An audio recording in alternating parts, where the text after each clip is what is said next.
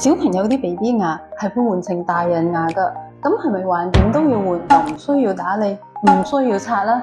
咁唔係啦 ，B 通常會響大概6個月嘅時候出 BB 門牙，直至到3歲佢哋就會出齊 BB 牙。3歲至6歲之間，佢哋都係會靠 BB 牙嚟食嘢噶，至到6歲佢哋先至會開始換大人門牙。喺6歲至12歲之間，小朋友嘅口入邊係會有 BB 牙同大人牙。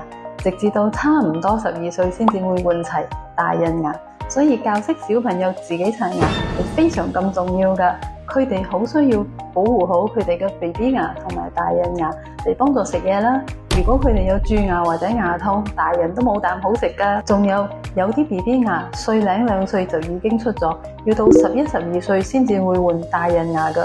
如果過早爛咗、掹咗唔見咗嘅話，咁後邊嘅牙會推前，就會搞到原本應該生響嗰度嘅 BB 牙出唔到，牙會變成唔齊㗎。